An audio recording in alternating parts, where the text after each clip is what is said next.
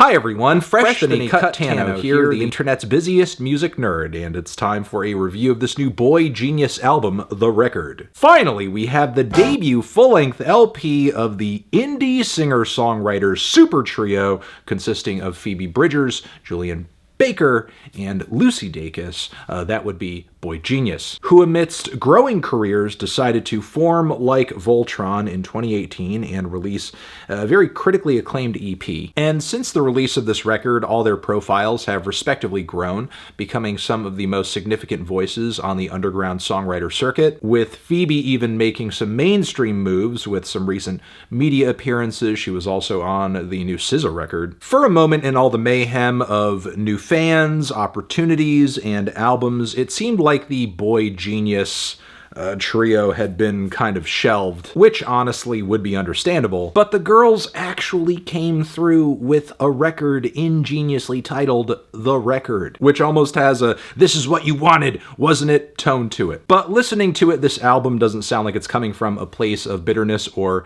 annoyance, quite the opposite. Sounds like the girls put a lot of heart into this one and effectively explore their respective styles while making their collaborative efforts work in harmony. Now, I get maybe that doesn't seem like a huge feat because creatively there is more overlap than there is dissonance between Phoebe, Julien, and Lucy. I mean, that's kind of why they're collaborating in the first place. But what they've offered on this record does sound a lot more cohesive and ambitious than much of the material on the 2018 EP. The intro cut, Without You, Without Them, literally sees the three of them singing in a lovely series of three-part harmonies. The tune and lyrics strangely sound like something from a bygone era. The song is gorgeous, it's sentimental, reminding me at points of the opening moments from the debut Fleet Foxes record. But from this track, we quickly make a jarring transition back to 2023 with the Cut $20, which is a very meat and potatoes indie rock song led by Julien Baker. In my opinion, this track is a pretty significant dip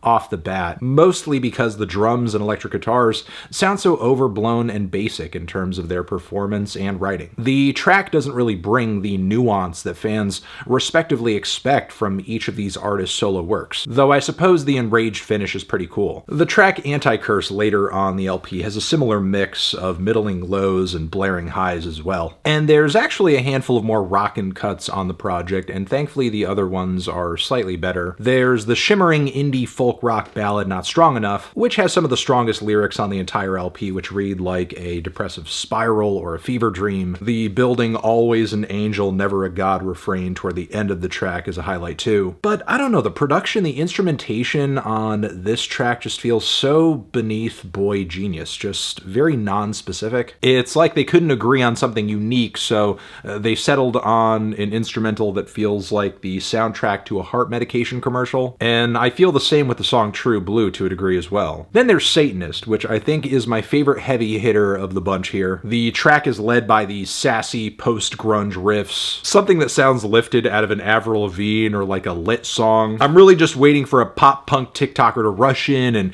hit me with some nursery rhymes loaded with swears as soon as I hear the opening on this thing. But BOYGENIUS drum up their own brand of irreverence here that works, trading off verses between each other in the process, inviting listeners to be Satanists and nihilists and sell their souls, sleep in cars and kill the bourgeoisie in a very cheeky way. Hearing this, I'm envisioning a music video where the trio is like driving a car off a bridge or lighting a couch on fire with a flamethrower. And frankly, it rules. Plus, like I mentioned earlier, I love that everybody on the track gets a moment to kind of say their piece and shine. That same collaborative magic is part of what makes the track Cool About It so strong too. Now, the most devastating moments on this project, in my opinion, are often the subtlest. There is Emily, I'm Sorry, which is an acoustic cut backed with some gently pulsating beats and topped by Bridgers' trademark hushed vocal delivery. She tells the story of a love with a lot of very complicated and tense and standoffish feelings that are so potent in the lyrics, I kind of get secondhand anxiety off of hearing about them. The instrumentation, the performance is so weary, it's so moody, it's hard not to get wrapped up in it, especially with such beautiful harmony accompaniment coming from Lucy and Julien. Phoebe fans will also most likely be rocked by the twinkly arpeggios,